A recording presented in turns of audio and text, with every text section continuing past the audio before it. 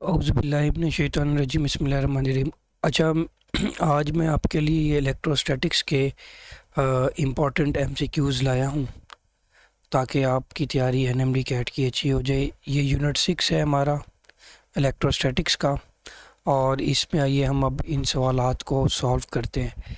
अच्छा बेटे, आप देखें कि ये जो आपकी स्क्रीन पर सवालात हैं, इनमें से जो फर्स्ट क्वेश्चन आपको नज़र आ रहा है, इसमें हमसे पूछा गया कि एक कूलम अगर हमारे पास चार्ज है और उस चार्ज में हमने ये बताना है कि how many number of protons है।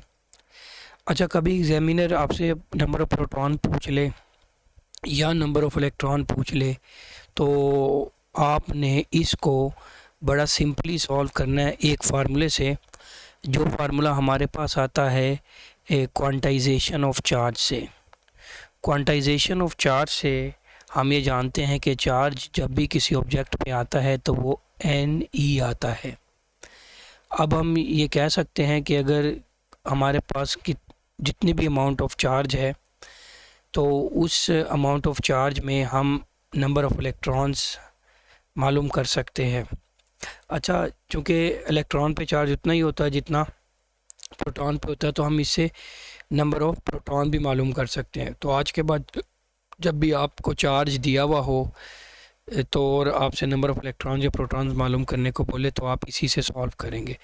यहाँ से हम n को अलहदा कर लेते हैं और ये हो जाएगा हमारे पास q डिवाइडेड बाय e।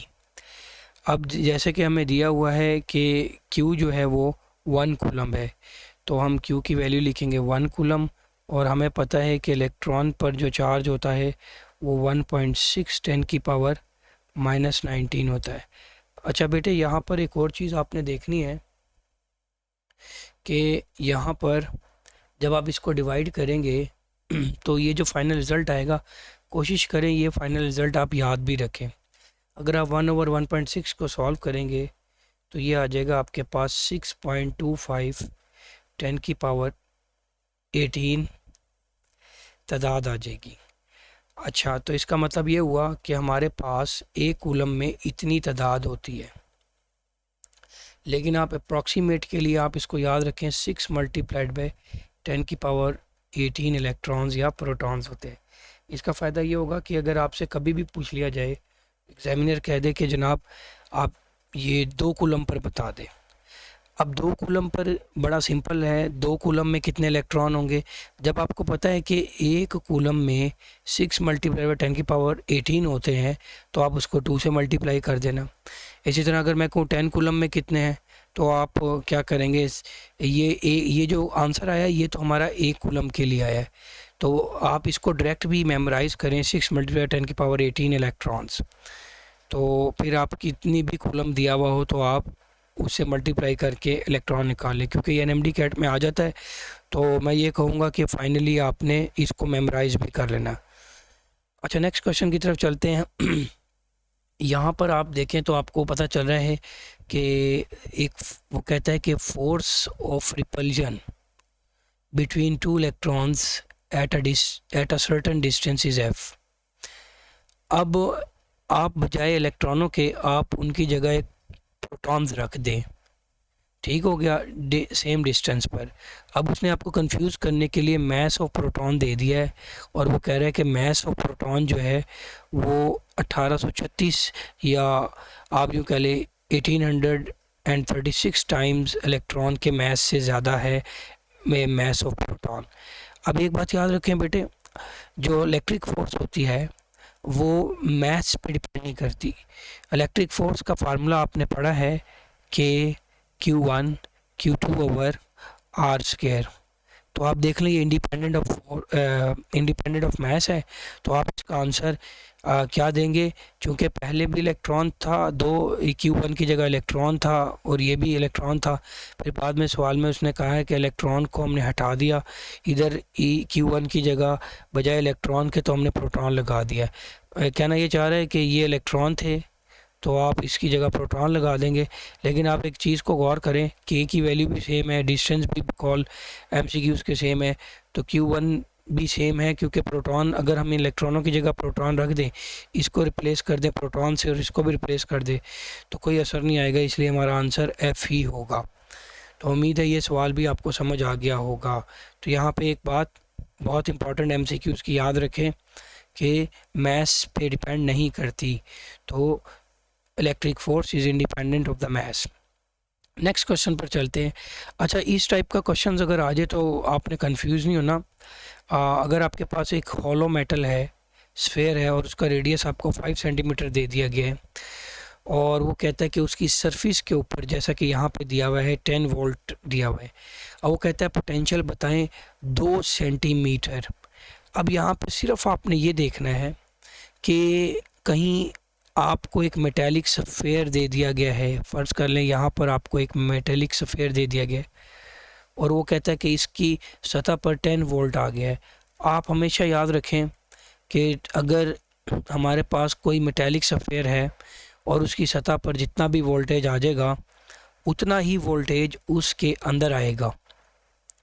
अब आप कहेंगे कि सर आपको कैसे पता चला ये अंदर वाला अंदर जो है इसके मांग रहा है पोटेंशियल, क्योंकि अगर हम गौर करें तो इसका रेडियस है 5 सेंटीमीटर, यहाँ से सेंटर से लेके यहाँ तक होगा 5 सेंटीमीटर, लेकिन मांगा कहाँ पे है 2 सेंटीमीटर में। अब अगर ये 5 सेंटीमीटर का एक सफ़ेयर है या फुटबॉल टाइप है और हम इसका रेडियस है, तो अगर हम 2 सेंटीमीटर की बात करें तो हम अंदर ही मौजूद होंगे। तो हम याद रखेंगे कि जो पोटेंशियल सरफेस पे होता है वही इनसाइड होता है, ये इक्यू पोटेंशियल सरफेस बनती है। तो हम इसका आंसर ये दे देंगे कि इसका आंसर हो जाएगा 10 वोल्ट। लेकिन अब बच्चा एक सवाल पूछ सकता है कि सर अगर वो कहता है कि ये आप बताएं ऑन द सरफेस, तो ऑन द सरफेस तो आपको खैर दिया हुआ है, लेकिन आउटसाइड द सरफेस बताएं, तो आउटसाइड द सरफेस ये बिल्कुल ऐसे बिहेव करता है जैसे पॉइंट चार्ज। तो हमेशा याद रखें कि आपने आउटसाइड द सरफेस जब मालूम करना है तो आपने पोटेंशियल का ये वाला फार्मूला इस्तेमाल करना है। फ़िलहाल हमारा क्वेश्चन तो वो नहीं है, लेकिन फिर भी मैं आपको समझा रहा हूँ कि आउटसाइड आपने Q/R करना है। अच्छा, नेक्स्ट क्वेश्चन पर चलते हैं। वो कहता है कि अगर हमारे पास 40 इलेक्ट्रॉन वोल्ट है, energy is required to move a charge of 1 coulomb between 2 points, the potential difference between the 2 point. इसमें इतना परेशान होने की बात नहीं है, हमें पता है कि पोटेंशियल डिफरेंस बराबर होता है वर्क डन ओवर चार्ज। अब वर्क हमें दिया हुआ है, बेसिकली जो एनर्जी दी होती है, एनर्जी दे दे एग्ज़ाम में तो वो वर्क ही होता है, तो हम इसको U/Q भी कह सकते हैं। अच्छा, यहाँ पर आप एक और चीज़ देखें कि यहाँ पर आप कह रहा है 40 इलेक्ट्रॉन वोल्ट है। अब 40 इलेक्ट्रॉन वोल्ट जो है वो किसके बराबर हो जाएगा, और चार्ज कितना है, वो 1 कूलम है। तो बेटे यहाँ पर आपने बस इलेक्ट्रॉन वोल्ट को कन्वर्ट करना होगा किस में, जॉल में। अब 40 तो 40 लिख दिया, इलेक्ट्रॉन वोल्ट की जगह 1.6 10⁻⁻19 जॉल लिख दिया, और नीचे आ गया 1 कूलम। अगर हम 40 को 1.6 से मल्टीप्लाई करेंगे तो ये आ जाएगा हमारा 64। तो हमारा आंसर आ जाएगा 64 10⁻⁻19 जॉल पर कूलम, और ये हो जाएगा 64 10⁻⁻19 जॉल पर कूलम जो होता है वो वोल्ट होता है। तो हम कहेंगे कि बेसिकली हमारा जो आंसर है वो 64 मल्टीप्लाइड बाय, ये मैं ऑप्शन को सही कर देता हूँ, ये ऑप्शन थोड़ी गलत लिखी हुई है, 10⁻⁻19 वोल्ट। तो ये हमारा आंसर हो गया है। तो इस टाइप का सवाल भी आप याद रखें कि अगर आपको वर्क दिया हुआ है या एनर्जी दी हुई है और चार्ज दिया हुआ है, बस उसको डिवाइड करके पोटेंशियल डिफरेंस मालूम कर ले। लेकिन बाज़ औक़ात क्या होता है कि वो वोल्ट में आंसर देने की बजाय इलेक्ट्रॉन वोल्ट में दे देता है। अगर इलेक्ट्रॉन वोल्ट में दे दे तो फिर तो बहुत आसान हो जाता है, फिर आपको जॉल में कन्वर्ट करने की ज़रूरत ही नहीं थी। ठीक हो गया। तो आप कह सकते थे कि लेकिन वोल्ट में निकालना ही आपको पड़ेगा बिला आखिर, पोटेंशियल डिफरेंस को तो आप वोल्ट में मालूम ही करेंगे, तो इसीलिए इलेक्ट्रॉन वोल्ट को मैंने जॉल में किया है। रहने दे, वो जो मैं कहना चाह रहा था ना वो इस पर अप्लाई नहीं होगा। नेक्स्ट क्वेश्चन पर चले। अच्छा, ये सवाल, इस टाइप का सवाल एंटी टेस्ट में आ चुका है पहले भी। अब बेटे इसमें ये देखें कि वो कहता है कि एक न्यूक्लियस दे देगा आपको। अच्छा, ये सवाल को आपने बड़े शॉर्टकट वे में सॉल्व करना है, क्योंकि जितना टाइम बचा सकते हैं बचाएं एंटी टेस्ट में। अब वो कहता है कि एक न्यूक्लियस है, गोल्ड का हो चाहे सिल्वर का हो, जिसका भी हो, कोई भी न्यूक्लियस आपको दे देगा, बस आपने उसका एटॉमिक नंबर देखना है। एटॉमिक नंबर 79 है। तो याद रखिए जनरल फार्मूला या इसका शॉर्टकट ये है कि जब भी हमें कोई न्यूक्लियस दिया जाएगा तो न्यूक्लियस का, हमसे अगर वो पूछता है इलेक्ट्रिक फील्ड बता दे, तो किसी भी न्यूक्लियस की इलेक्ट्रिक फील्ड जो है वो बराबर होगी बेसिकली के उसका atomic number multiplied by charge divided by r square. अगर हम देखें तो के तो खैर हम के ही रखेंगे, लेकिन एटॉमिक नंबर हमारा क्या है इस वक्त 79। तो 79 मल्टीप्लाइड बाय के, मैंने असल में z की वैल्यू 79 पहले कर दिया, रीअरेंज कर दिया। 79 के E divided by r square. पहले आप इसको थोड़ा सा रोक कर देखें, अगर कोई और न्यूक्लियस आप सपोज कर लें, 2-3 पीरियोडिक टेबल में से निकाल लें और फिर आप उसको सॉल्व करें। बाज़ का ये आंसर यूँ भी लिखा हो सकता है, 79 के की वैल्यू क्या हो जाएगी 1/4 पाई एप्सिलॉन। तो नीचे आ जाएगा 4 पाई एप्सिलॉन, तो के नहीं हुआ बल्कि के की value 1/4 pi epsilon e by r square आपका आंसर आ जाएगा। तो फिलहाल इसका आंसर क्या हो गया हमारे पास 79 के ई ओवर आर स्क्वायर। अच्छा बेटे, नेक्स्ट क्वेश्चन पर चलें। इस क्वेश्चन को भी आप ज़रा तवज्जो से समझें। वो कहता है कि electric potential due to a nucleus of hydrogen atom. अच्छा ये देखें, ये कहता है कि इतने डिस्टेंस पे जो है वो 27.2 वोल्ट है। अब ये किसका डिस्टेंस है?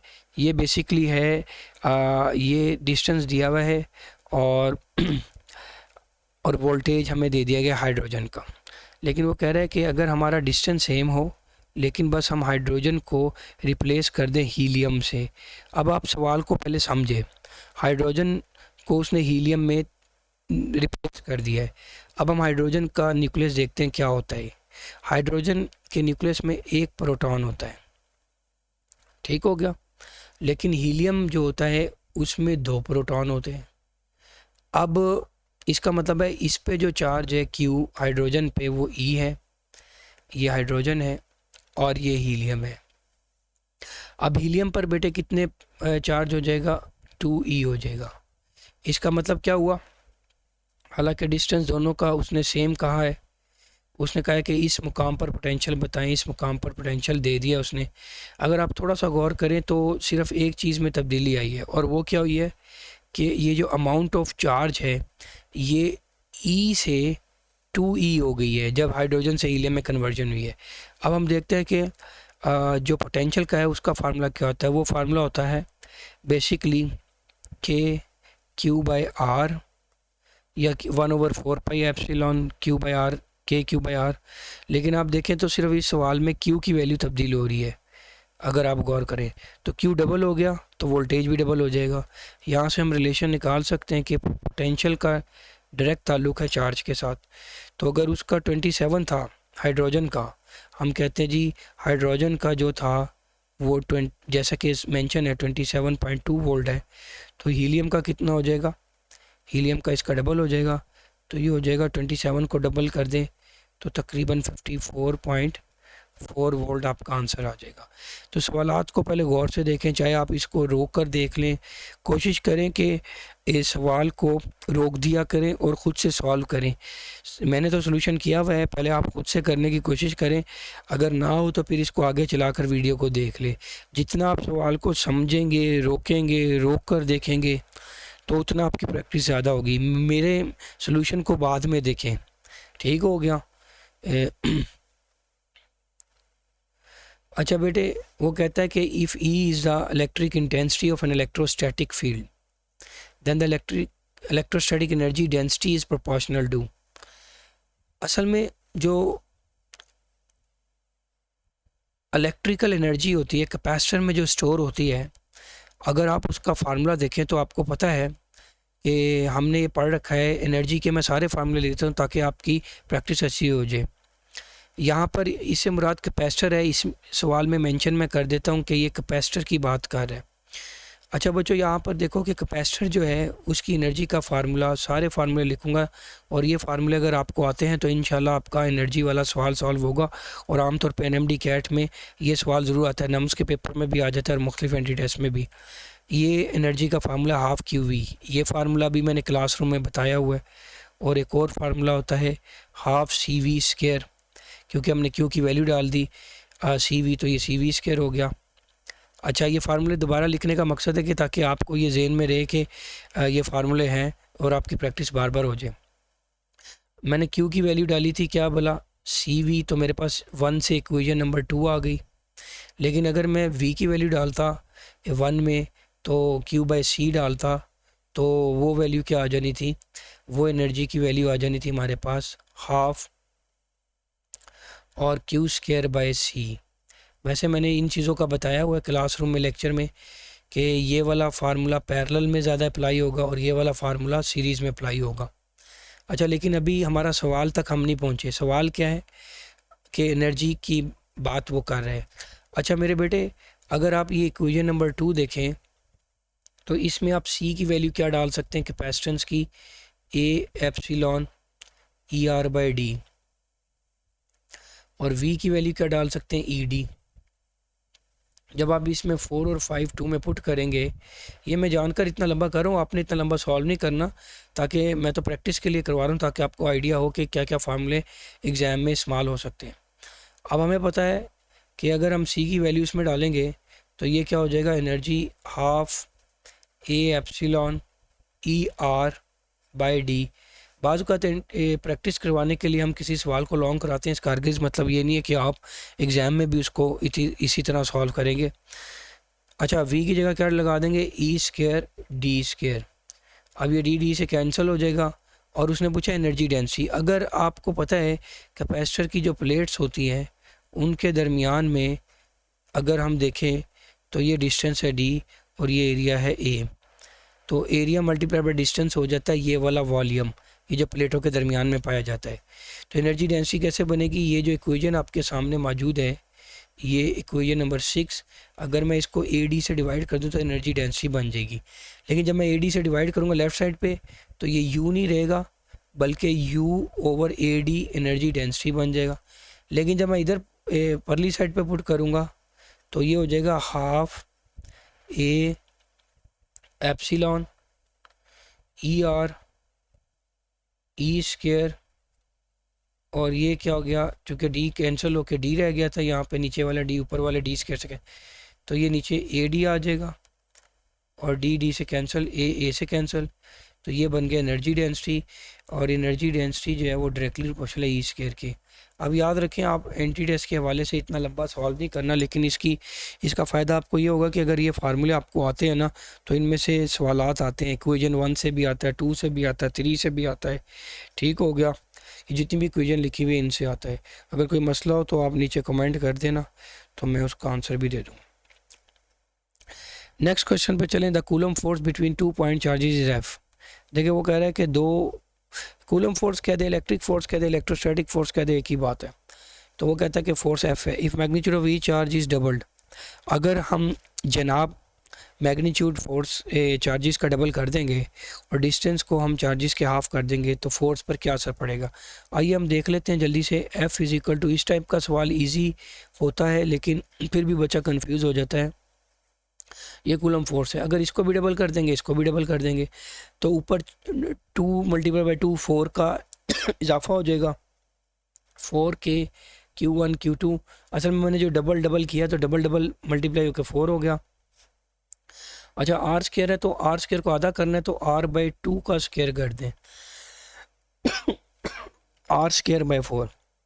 अब ये आर स्क्वायर बाई 4 ऊपर जाके 4 से मल्टीप्लाई, जो नीचे वाला 4 है ऊपर जाके 4 से मल्टीप्लाई हो जाएगा, तो ये 16 टाइम्स हो जाएगा सारा कुछ, क्योंकि नीचे वाला ऊपर आ गया। तो 16 के Q1 Q2 by are square, तो हम कहेंगे 16 एफ इसका आंसर है। अच्छा मेरे बेटे, नेक्स्ट क्वेश्चन पे चलते हैं हम। A capacitor of charges, a capacitor charges and discharges. अच्छा, मैंने हमेशा आपको क्लासरूम में बताया है एक्सपोनेंशियली होता है। चार्जिंग की इक्वेशन क्या है, मैं यहाँ पे लिख देता हूँ ताकि आपको याद भी रहे। क्यू नॉट 1 - e⁻t/RC, ये चार्जिंग की है इक्वेशन। और ये फंक्शन जो होता है इसको हम एक्सपोनेंशियल कहते हैं। एक्सपोनेंशियल फंक्शन मैंने क्लासरूम में बड़ा डिटेल में समझाया था। मैंने कहा था कि मैथ में एक्सपोनेंशियल फंक्शन किसको कहते हैं, अगर किसी कांस्टेंट की वेरिएबल पावर आ जाए। तो ये ई जो होता है ये मैथ में कांस्टेंट होता है और इसकी वैल्यू 2.7172 इस टाइप इतनी होती है। लेकिन टी जो है वो एक वेरिएबल है। हम कहते हैं कि ऐसा फंक्शन या ऐसा फार्मूला समझ लें जिसमें जो बेस होती है वो कांस्टेंट होती है और जो पावर होती है वो वेरिएबल होती है, एक्सपोनेंशियल कहते हैं। Capacity of a parallel plate capacitor can be increased by. अच्छा, कैपेसिटी से मुराद होता है कैपेसिटेंस, और कैपेसिटेंस का फार्मूला होता है A epsilon E R divided by D. तो अब उसने कहा है कि इसको हमने क्या करना है, इंक्रीज़ करना है। तो हम डिस्टेंस बिटवीन प्लेट्स को कम करेंगे। इसको हम जितना कम करेंगे प्लेटों के दरमियान में डिस्टेंस को, ये प्लेट्स है और इनके दरमियान जो डिस्टेंस है इसको हम कम करेंगे तो कैपेसिटेंस बढ़ेगी। या फिर हम दूसरी बात एरिया ऑफ प्लेट्स को बढ़ा दें, इससे बड़ी प्लेटें लगा दें तब भी बढ़ जाएगी, या मीडियम डाल दें तब भी बढ़ जाएगी। अब आप ऑप्शन पर देख लें कौन सा ठीक है। ठीक है, इंक्रीजिंग द डिस्टेंस तो गलत हो गया। Decreasing the thickness of the plate, अच्छा थिकनेस पे डिपेंड नहीं करता, ये बात याद रखिएगा। प्लेटें कितनी मोटी हैं कितनी पतली हैं इस पे डिपेंड नहीं करता। Increasing the thickness of the plate, अच्छा इस पर भी डिपेंड नहीं करता। Decreasing the distance between the plates, हाँ तो डिस्टेंस को कम करेंगे तो कैपेसिटेंस बढ़ जाएगी। तो हमारा आंसर ये वाला दुरुस्त है। आओ जनाब अगले सवाल पर। The electric intensity at infinite distance from the point charge. देखें बेटे, हमारी किताब में और हमारे एमडी कैट में जो है आ, 3 किस्म की इलेक्ट्रिक इंटेंसिटी बयान की गई है आम तौर पर, और उसमें एक पॉइंट चार्ज है, एक इनफाइनाइट शीट है और बिटवीन पैरेलल प्लेट्स है। लेकिन फ़िलहाल हमारा सवाल कौन सा है, वो है पॉइंट चार्ज का। तो पॉइंट चार्ज वाला सवाल तो वैसे ही बड़ा आसान होता है, तो आप उसका इतना टेंशन ना लिया करें। इसमें वो कहता है कि इलेक्ट्रिक इंटेंसिटी बताएं। तो बेटे इलेक्ट्रिक इंटेंसिटी होती है 1/4πε/Q/r। अब आप एक बात देखें कि ये जो Q होता है, ये Q की जो वैल्यू है ये आपके सामने है कि उसने कहा है कि एक पॉइंट चार्ज है, ये भी फिक्स है और ये भी फिक्स है। लेकिन अगर आप R को इन्फिनिटी डाल देंगे तो क्या हो जाएगा, अगर इस फार्मूले में हम R को इन्फिनिटी डाल देंगे तो एनीथिंग डिवाइडेड बाय इन्फिनिटी क्या हो जाएगा, ज़ीरो हो जाएगा। ये मैथ का असूल है, 1/4πε, और बाकी Q तो वैसे ही है ऊपर, लेकिन anything divided by infinity is zero, तो हम कह देंगे कि ये ज़ीरो है। अच्छा याद रखें, इलेक्ट्रिक फील्ड इंटेंसिटी के 2 यूनिट होते हैं, वोल्ट पर मीटर या फिर न्यूटन पर कूलम। तो हमारा आंसर हो जाएगा ये। अच्छा मेरे बेटे, एक और क्वेश्चन पर चलते हैं। Potential due to charge q. अच्छा, जब वो आपको मेंशन ना करे तो आमतौर पे आप ये ही समझेंगे कि चार्ज एक पॉइंट चार्ज है और at a distance 1 metre, 1 metre के डिस्टेंस पे 5 वोल्ट है। तो 3 मीटर पर क्या होगा। अब पोटेंशियल का भी फार्मूला इतना मुश्किल नहीं है।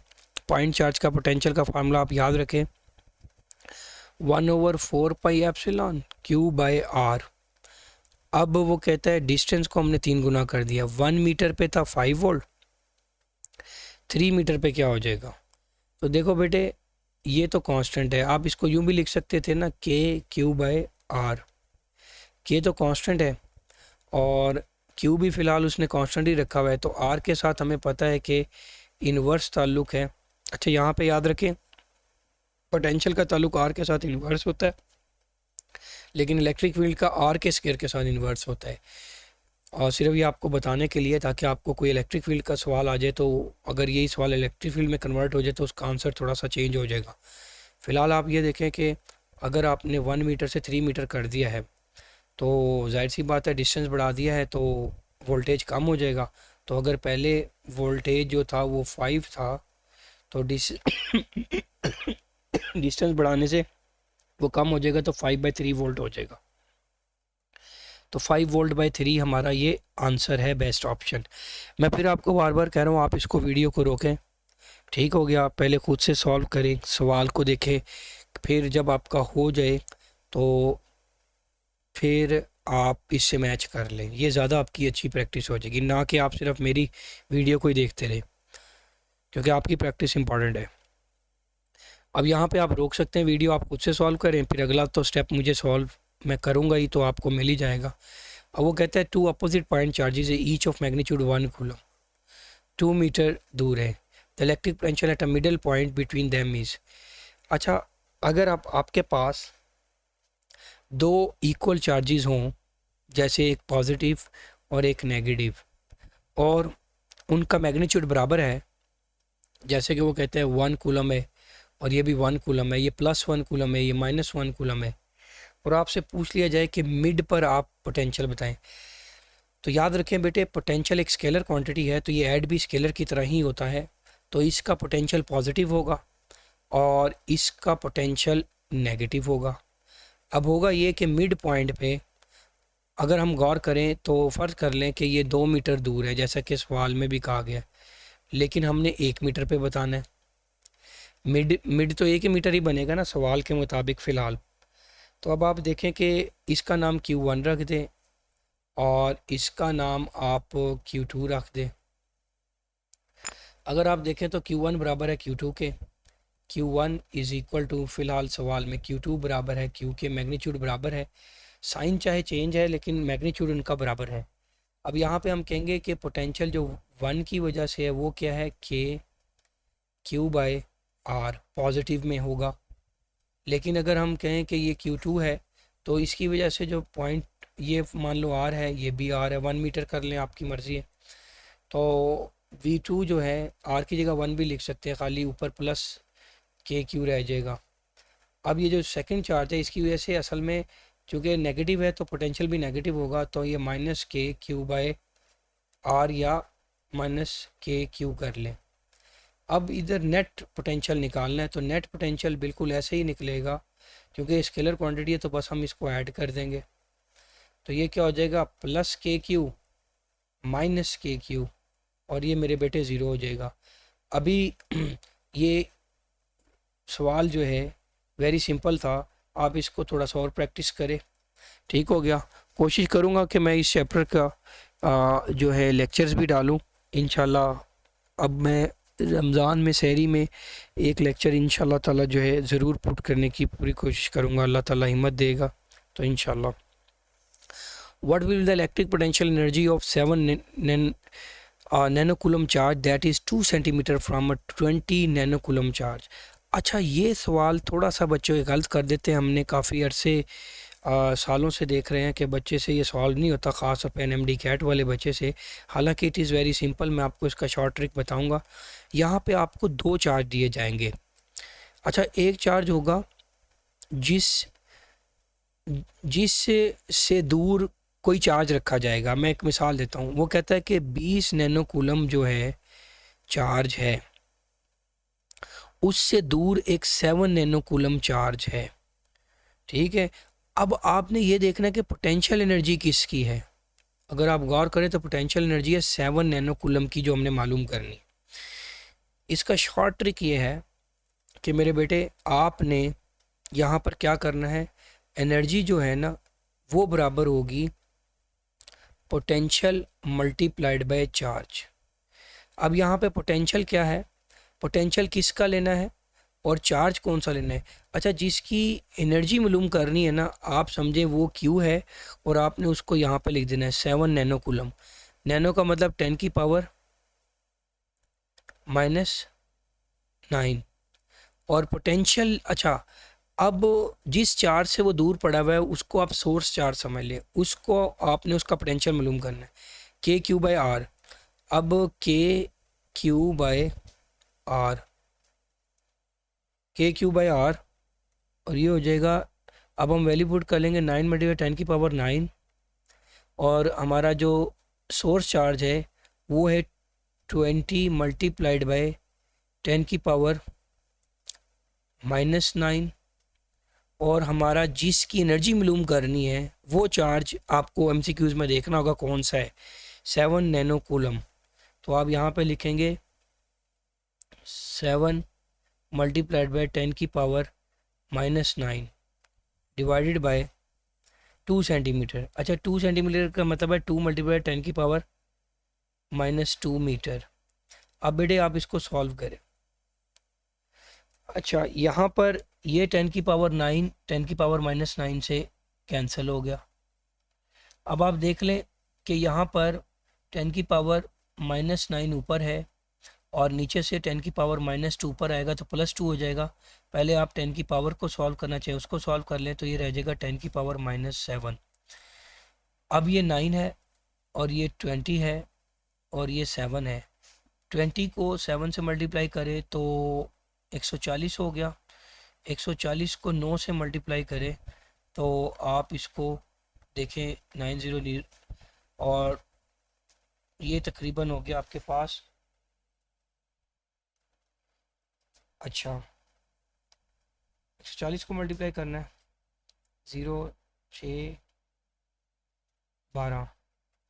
अच्छा, अब ये हमारे पास आ गया 1260 आ गया है और इसको हम किससे डिवाइड करेंगे, 2 से। जब हम इसको 2 से डिवाइड करेंगे तो ये तकरीबन आ जाएगा 630 आ जाएगा। अच्छा, ये हमारा आंसर आ गया 630 630 मल्टीप्लाइड बाय, अब हमारी 10 की कितनी वैल्यू रह गई थी, -7। अच्छा, 10 की -7 रह गई थी तो मैं लिख देता हूँ, ऊपर लिख देता हूँ 630 मल्टीप्लाइड बाय 10⁻⁻7। अब हम इसको साइंटिफिक में कन्वर्ट कर देते हैं, यहाँ से 1 और 1 2 तो 6.3 10⁻⁻5 जॉल हमारे पास आ जाएगा। तो उम्मीद है कि आप इस सवाल को अच्छे तरीके से सॉल्व करेंगे। अच्छा, ये प्रैक्टिस आपने करनी है, जितनी ज़्यादा प्रैक्टिस करेंगे, चाहे आप वीडियो को बार बार भी देख लें एक चैप्टर को अच्छे तरीके से करने के लिए, कमेंट में भी भेज दिया करें कोई मसला हो तो, ताकि जो है ना हम आपको आंसर देना शुरू कर दें। अच्छा बेटे, when RC circuit is connected across battery amount of charge deposited on plate. ये तो हमने क्लासरूम में बहुत ही डिटेल में किया हुआ है कि जब RC टाइम गुजरता है तो 63% ऑफ इक्विलिब्रियम चार्ज स्टोर होता है। अच्छा, नेक्स्ट क्वेश्चन पर चले तो इसका आंसर हो जाएगा 0.63। असल में हम पूरा लिख सकते हैं 0.63 इंटू Q0। Q0 होता है मैक्सिमम चार्ज, तो इसका आंसर है 0.63 Q0। The net charge on capacitor. अच्छा, नेट चार्ज उस पर ज़ीरो होता है, आपको ये पहले भी बताया हुआ है कि जब कैपेसिटर चार्ज होता है तो जितना पॉजिटिव होता है उतना ही नेगेटिव इस पे आता है, तो इसलिए जो है ना चार्ज स्टोर ज़ीरो हो जाता है, टोटल चार्ज स्टोर। क्योंकि +Q -Q जब हम इसको बैटरी से लगाते हैं तो नेट चार्ज बिल्कुल ज़ीरो हो जाता है, क्योंकि मैग्नीट्यूड बराबर है लेकिन बस साइन अपोजिट है। The increase in capacitance capacitor due to the presence of dielectric. अब देखिए, कैपेसिटर की कैपेसिटेंस जो है वो डाइलेक्ट्रिक की प्रेजेंस की वजह से क्यों होती है, हमने आपको बता चुके हैं, इलेक्ट्रिक पोलराइजेशन होती है। असल में जब हम बीच में कोई डाइलेक्ट्रिक रखते हैं ना, कैपेसिटर के बीच में कोई भी डाइलेक्ट्रिक रखते हैं तो वो पोलराइज हो जाता है। उसके पोलराइज होने की वजह से जो है एक सिरा नेगेटिव एक पॉजिटिव बन जाता है, नेगेटिव और पॉजिटिव बन जाता है और इलेक्ट्रिक फील्ड कम हो जाती है। जब इलेक्ट्रिक फील्ड कम हो जाती है तो वोल्टेज भी कम हो जाता है, क्योंकि इलेक्ट्रिक फील्ड बराबर है V/D के, तो वोल्टेज भी कम हो जाता है और C बराबर है Q/V के, तो जब वोल्टेज कम होता है तो कैपेसिटेंस बढ़ जाती है। इसमें अगर कोई मसला होगा तो मैं इसका टॉपिक भी बना दूंगा आपको। NMD किट के हवाले से जो भी टॉपिक में मसला हो आप बता सकते हैं, हम उसका इंशाल्लाह लेक्चर बनाकर भी डालेंगे। वैसे तो अपनी तरफ से भी डालेंगे, लेकिन अगर किसी टॉपिक की समझ नहीं आ रही वो भी हम इंशाल्लाह ताला आपको आपकी ख्वाहिश के मुताबिक डाल दिया करेंगे। अच्छा, surface charge density. Surface charge density basically क्या होती है ये हमने आपको बताना है। फ़िलहाल एक सवाल रह गया, सॉरी, ये हम ऊपर आ जाएं पहले। The electric force between two neutrons, देखें न्यूट्रॉन्स पे तो चार्ज ही नहीं होता, तो चार्ज नहीं होगा तो इलेक्ट्रिक फोर्स ही नहीं होगी, तो इसका तो आंसर ज़ीरो है। अच्छा, surface charge density of a charge, देखिए मेरे बेटे अगर आप हाई लेवल पर फिज़िक्स पढ़ेंगे तो आपको नेक्स्ट क्लासेस में फ़िज़िक्स पढ़ेंगे तो आपको डेंसिटी की तीन इकसाम बताई जाएंगी। अगर किसी चीज़ को लेंथ से डिवाइड करें तो वो भी डेंसिटी होती है, किसी चीज़ को एरिया से डिवाइड करें वो भी डेंसिटी होती है, किसी चीज़ को वॉल्यूम से डिवाइड करें वो भी डेंसिटी होती है। लेकिन सरफेस डेंसिटी ये होती है टू डायमेंशनल डेंसिटी। अगर ऑब्जेक्ट की सिर्फ टू डायमेंशनल है, जो उसकी डायमेंशन है या वो है ही टू डायमेंशन, तो फिर हम कहते हैं इसको सरफेस डेंसिटी। और ये होता है चार्ज ओवर एरिया, इसको हम कहते हैं लीनियर डेंसिटी, और इसको कहते हैं वॉल्यूमेट्रिक डेंसिटी। तो आप इसको याद रखेंगे। मसलन अच्छा बच्चे कहते हैं कि सर ये लीनियर डेंसिटी क्या होती है? अगर ऑब्जेक्ट है ही वन डायमेंशनल, जैसे एक धागा है उसके ऊपर अगर चार्ज आ जाए तो हम उसको कहेंगे कि चार्ज ओवर लेंथ, ये इसकी वन डायमेंशनल डेंसिटी है। लेकिन आपके पास एक कागज़ का टुकड़ा है और उसके ऊपर चार्ज आ गया, तो वो कागज़ का टुकड़ा जो है या शीट है तो वो एक टू डायमेंशनल चीज़ है, तो हम कहेंगे कि ये सरफेस डेंसिटी है, क्योंकि इसको हम कहते हैं सरफेस पे चार्ज आ गया। और अगर आपके पास कोई थ्री डायमेंशनल चीज़ है, जैसे कोई स्फेयर हो गया, कोई फुटबॉल टाइप स्फेयर हो गया, तो उसके ऊपर अगर आ जाए चार्ज तो हम कहेंगे वो थ्री डायमेंशनल है, इसको कहेंगे वॉल्यूमेट्रिक डेंसिटी। तो चार्ज ओवर एरिया हमारे पास आ गया, और इसका यूनिट भी बाज़ औक़ात पूछ लिया जाता है, तो क्या होता है? कूलम पर metre square. In central region of parallel plate capacitor the electric field lines are. अच्छा याद रखें कि अगर आपके पास कैपेसिटर्स की प्लेट्स हैं, ये मिसाल के तौर पर यहाँ पर कैपेसिटर्स की प्लेट है, तो बेटे अगर आपसे एग्जामिनर पूछे कि इसके दरमियान में इलेक्ट्रिक फील्ड क्या है, दरमियान में तो यूनिफॉर्म है, इक्वली स्पेस भी है और यूनिफॉर्म है, लेकिन साइड्स पर जो है वो कर्व होती है। इसकी वजह मैंने वैसे फ्रिंजिंग इफ़ेक्ट की बताई हुई है, फ़िलहाल एमसीक्यूज़ में ज़रूरत नहीं है। आपने एमसीक्यूज़ को हर लिहाज से नहीं कि आप उसको पूरा टॉपिक ही पकड़ के शुरू हो जाए। तो आप याद रखें कि इसकी जो है हम कहते हैं कि ये पैरेलल है। ये देख लें दरमियान वाला हिस्सा जो है इसमें इलेक्ट्रिक फील्ड जो है वो पैरेलल है। पैरेलल से मुराद है सारी की सारी आपको राइट की तरफ नज़र आ रही होगी, तो पैरेलल है। When capacitor are connected in a parallel combination, याद रखें मैंने आपको बताया भी हुआ है और मैं इंशाल्लाह इस पर लेक्चर भी डालने वाला हूँ जल्दी। तो कैपेसिटर जो होता है जब उनको पैरेलल में कनेक्ट करते हैं तो होता यह है कि कैपेसिटेंस इंक्रीज़ हो जाती है, और जो चार्ज होता है वो कैपेसिटेंस के साथ ताल्लुक़ में होता है। तो पहली बात भी दुरुस्त है। अच्छा अगर हम इसको इसमें कनेक्ट कर दें, ये तो हमें पता है कि वोल्टेज जो है वो ये तीन कैपेसिटर हैं, इनको मैं बैटरी के साथ कनेक्ट कर देता हूँ। अब ये वोल्टेज है, सबको वोल्टेज V मिलेगा, V और V, लेकिन ये C1 है, ये C2 है और ये C3 है। अब हम जानते हैं Q is equal to CV। अब चूँकि वोल्टेज कांस्टेंट है तो हम ये कहेंगे कि चार्ज उसको ज़्यादा मिलेगा जिसकी कैपेसिटेंस ज़्यादा होगी। मसलन फ़र्ज़ कर लें ये 1 माइक्रोफेरेड है, ये 2 माइक्रोफेरेड है और ये 3 माइक्रोफेरेड है। तो पैरेलल में क्या होगा, जो सबसे ज़्यादा कैपेसिटेंस वाला होगा उसको वोल्टेज ज़्यादा मिलेगा। When the molecules of the dielectric under the action of electric field becomes dipoles, then the dielectric is said to be। असल में डाइलेक्ट्रिक से मुराद है वो जो इंसुलेटर हम रखते हैं प्लेटों के बीच में या कैपेसिटर की प्लेटों के बीच में, तो वो पोलराइज हो जाता है। ये सवाल वैसे पहले भी गुजर गया है, इस टाइप का रिपीट हो गया, सॉरी फॉर दैट। अच्छा, the energy store in the capacitor can be found by using the formula. अच्छा आपको पता होगा कि एनर्जी का फार्मूला जो होता है कैपेसिटर की वो होता है बेसिकली हाफ CV²। तो यहाँ पे इस फार्मूले को ज़रा गौर करें। W से मुराद वैसे एनर्जी ही है, तो 0.5 का मतलब क्या हो गया, हाफ, और ये CV² हो गया। बाकियों में 2 दफ़ा स्क्वायर आया है, ऊपर वाला इसलिए गलत है, इसमें 2 दफ़ा स्क्वायर आ गया, और 0.25 CV ये भी नहीं है। तो आप देख सकते हैं कि ये आंसर बिल्कुल स्ट्रेट फॉरवर्ड है। The potential gradient between the two charge plates having separation of 0.5 centimetre. Potential difference अच्छा, पोटेंशियल ग्रेडियंट का सवाल बच्चे आपने याद रखना है, ये भी काफ़ी ज़्यादा पूछे जाने वाला क्वेश्चन है। पोटेंशियल ग्रेडियंट कुछ भी नहीं है। ग्रेडियंट का मतलब होता है किसी भी चीज़ को आप डिस्टेंस से डिवाइड करें तो वो उसका ग्रेडियंट बन जाता है। अब पोटेंशियल ग्रेडियंट का मतलब पोटेंशियल डिफरेंस को हमने डिस्टेंस से डिवाइड कर दिया। अब पोटेंशियल डिफरेंस हमें कितना दिया हुआ है, हमें दिया हुआ है 12 वोल्ट, और ये कितना है 0.5 सेंटीमीटर। सेंटीमीटर का मतलब होता है 10⁻⁻² मीटर।